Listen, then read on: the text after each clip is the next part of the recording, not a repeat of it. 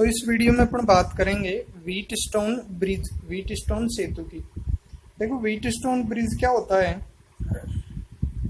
Wheatstone नामक एक scientist थे, उन्होंने क्या किया, 4 प्रतिरोध, एक सेल, एक धारा नियंत्रक और 2 कुंजी लेकर के एक विशेष परिपथ का निर्माण किया, जिसे हम क्या कहते हैं, व्हीटस्टोन ब्रिज कहते हैं। देखो, वैज्ञानिक व्हीटस्टोन ने 4 प्रतिरोध, एक सेल तथा एक धारामापी को परस्पर जोड़कर एक विशेष प्रकार का परिपथ तैयार किया, जिसकी सहायता से किसी अज्ञात प्रतिरोध का मान ज्ञात किया जा सकता है। इस परिपथ को व्हीटस्टोन सेतु या व्हीटस्टोन ब्रिज कहते हैं। अब देखो, यहाँ पे हम देख सकते हैं इसकी परिपथ रचना में ये 4 प्रतिरोध जो होते हैं, इन 4 प्रतिरोधों में से एक प्रतिरोध क्या होता है, अज्ञात होता है। ठीक है, जिसका हमें मान निकालना होता है। 3 प्रतिरोध क्या होते हैं, ज्ञात प्रतिरोध होते हैं। ठीक है, तो किस तरीके से इसका परिपथ होता है ये अपन देखेंगे अब। तो देखो, परिपथ रचना में अगर अपन बात करें तो परिपथ रचना जैसा कि आपको चित्र दिख रहा है, इस चित्र में 4 प्रतिरोध P, Q, R और S, 4 प्रतिरोध हैं। P और Q को तो श्रेणी क्रम में, R और S को श्रेणी क्रम में, फिर इन दोनों को समांतर क्रम में। ठीक है, इन दोनों श्रेणी क्रम से दोनों कौन से क्रम में जोड़ा गया है, समांतर क्रम में। ये 4 प्रतिरोध हैं P, Q, R, S। सामान्यतः S जो प्रतिरोध होता है वो क्या होता है, अज्ञात प्रतिरोध होता है ना। अच्छा, और इसमें क्या जोड़ रखा है अपन ने, और इसमें बिंदु A और C के बीच में, ये बिंदु A और C के बीच में ये हमने एक ई विद्युत वाहक बल का सेल और कुंजी K1 जोड़ दी। बिंदु B और D के बीच में एक धारा मापी और कुंजी K2 जोड़ दी।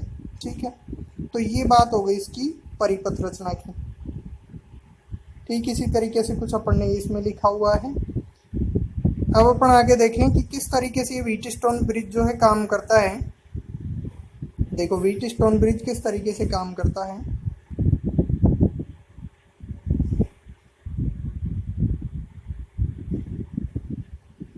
ये व्हीटस्टोन ब्रिज जो हमने लिया है,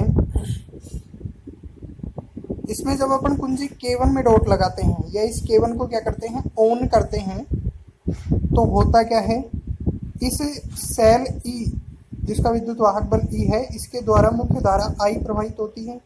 ये I धारा बिंदु A पर पहुंचेगी तो इसको 2 मार्ग मिलेंगे, एक तो AB वाला और एक AB वाला। ठीक है, तो ये धारा I जो है ये 2 भागों में विभक्त हो जाएगी, एक तो I1 और एक I2 में। ठीक है, अब हम बात करें, ये जो धारा I1 और I2 है, जब ये बिंदु B और D पर पहुंचती हैं तो इनको फिर दोबारा से 2 मार्ग मिलते हैं। ठीक है, इस तरीके से।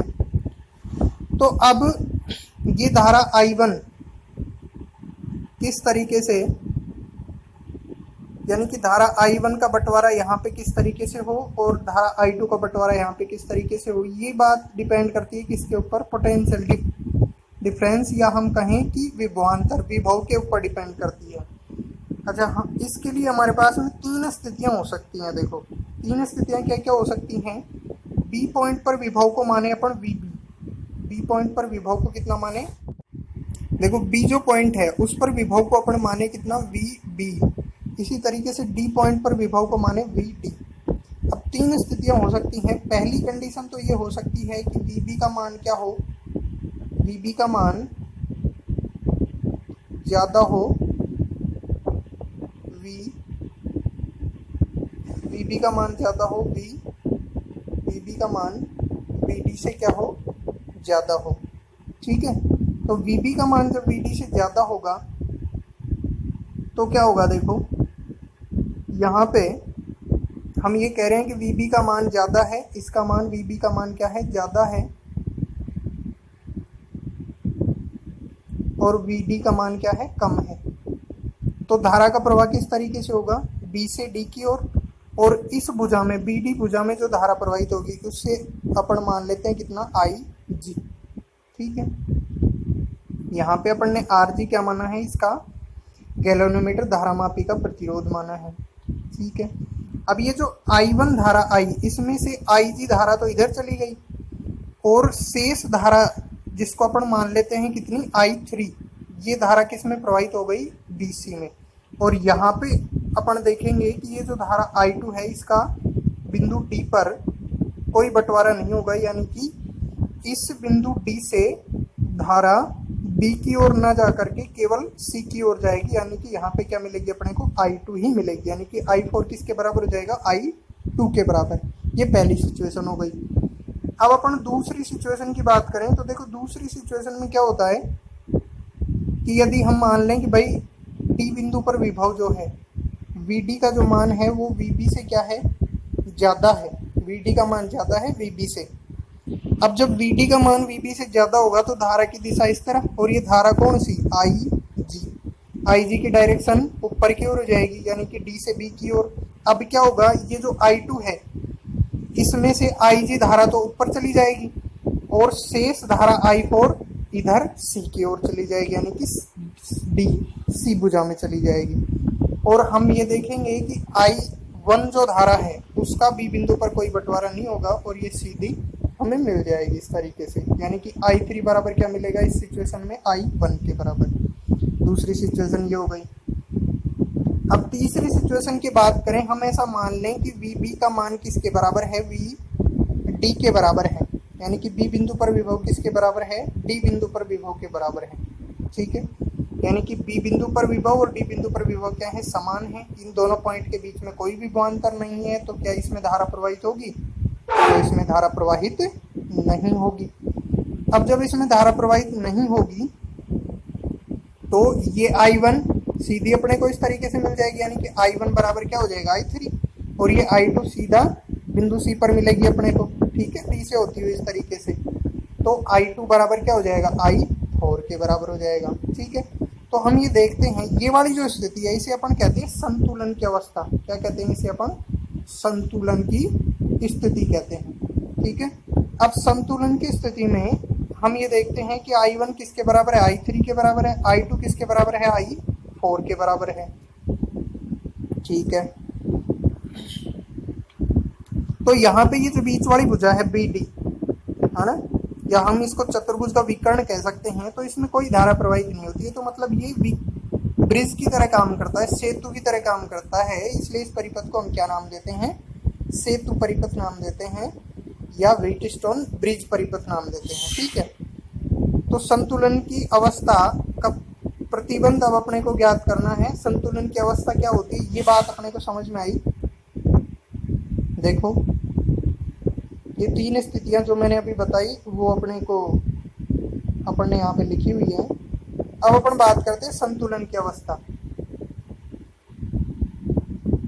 अब देखो संतुलन की अवस्था में क्या होगा, VB बराबर VD, जैसा कि अभी मैंने बताया। अब इस VB में से और VD में से दोनों तरफ VB और VD को VA में से घटाएंगे अपन, तो VA में से घटाएंगे तो देखो VA माइनस VB और VA माइनस VD। वापस अपन चित्र की ओर चलें तो देखो VA माइनस VB जो है ये तो A और B के बीच विभवांतर है ना, और VA माइनस VD जो है ये A और D के बीच विभवांतर है। तो ये विभवांतर निकालेंगे ओम के नियम से, ये I1P हो जाएगा, ये I2R हो जाएगा। ठीक है, तो देखो किस तरीके से लिखेंगे अपन, ये अपन ने लिखा I1P I2R। इसी तरीके से VB माइनस VC और VD माइनस VC,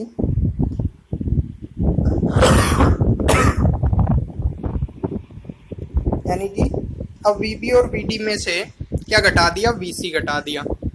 ठीक है, तो ओम के नियम से देखो क्या हो जाएगा, वो I3Q और I4S के बराबर। ठीक है, तो ये अपने पास में क्वेश्चन नंबर 2 आ गई। अब क्या किया, समीकरण 1 में 2 का हमने भाग दे दिया, तो देखो संतुलन की अवस्था में हमें क्या मिलेगा, संतुलन की अवस्था में ये जो हमारे पास I1 और I3 का मान बराबर है, I2 I4 का मान बराबर है, तो I1 I3 cancel, I2 I4 cancel. ठीक है, P upon Q is equal to R upon S। ये क्या है, संतुलन की अवस्था का प्रतिबंध है। ठीक है, अब इससे अपन क्या निकाल सकते हैं, देखो अपने को पी क्यू आर तो पता रहता है और एस अज्ञात प्रतिरोध रहता है, तो हम इससे आसानी से एस का मान निकाल सकते हैं। ठीक है, R Q P, R Q बटा में पी। ठीक है, अब ये जो हमने 4 प्रतिरोध लिए हैं, इनके मान जो हैं एक ही कोटि के होने चाहिए, तभी अपन मान निकाल सकते हैं। एक ही कोटि का होने का मतलब ये है कि तुलनात्मक रूप से सेम होना चाहिए मान। ठीक है ना, ऐसा नहीं है कि भाई एक प्रतिरोध तो अपन ले ले 0.1 ओम का और इन चारों में से कोई एक प्रतिरोध हो 10,000 ओम का, तो फिर ये प्रतिरोध का जो मान है अज्ञात प्रतिरोध होगा उसका मान अपन सही तरीके से कैलकुलेट नहीं कर पाएंगे ना, एग्जैक्ट वैल्यू नहीं आएगी। तो हमें एक ही कोटि के मान लेने चाहिए ये प्रतिरोध के। ठीक है, अब हम व्हीटस्टोन ब्रिज की संतुलन अवस्था का प्रतिबंध ज्ञात करेंगे किरचॉफ के नियम से। ये एग्जाम में क्वेश्चन पूछा जाता है 2 नंबर में। तो देखो अब अपने को किरचॉफ के नियम का उपयोग करते हुए, किरचॉफ के दोनों नियमों का उपयोग करते हुए और व्हीटस्टोन ब्रिज की संतुलन अवस्था का प्रतिबंध ज्ञात करना है। देखो परिपथ ये सेम है, पी क्यू आर एस हमारे पास 4 प्रतिरोध हैं। ये ई विद्युत वाहक बल का सेल कुंजी K1 K2, ये धारामापी G, इसका प्रतिरोध कितना है, RG है। ठीक है, इसका प्रतिरोध कितना है, RG है।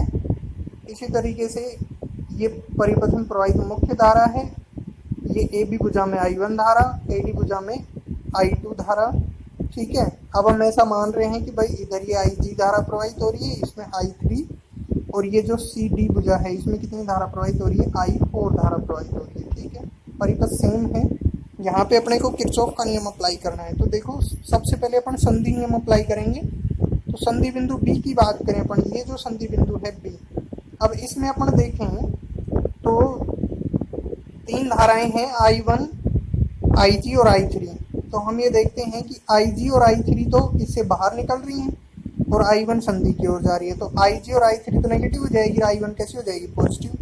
तो I1 minus IG minus I3 is equal to 0। तो I3 का मान किसके बराबर हो गया, I1 माइनस IG के बराबर हो गया। ठीक है, अब संधि बिंदु D की बात करें तो संधि बिंदु D पर अपन देखें तो देखो I4 बाहर जा रही है, IG इस संधि बिंदु की ओर आ रही है और I2 भी संधि बिंदु की ओर आ रही है। तो अपन ये लिख सकते हैं I2 plus IG minus I4 is equal to 0। तो I4 का मान I2 प्लस IG के बराबर हो गया।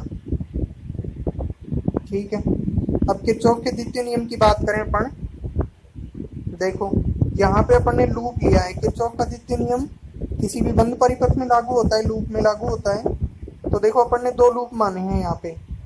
पहला लूप तो है, जैसे यहाँ पे देखें अपन, देखो पहला लूप तो है हमारा ABDA, ABDA, ये वाला लूप है। ठीक है, इस लूप में अगर अपन देखें तो देखो ये लूप की अपन ने डायरेक्शन दिखाई हुई है इसमें, है ना।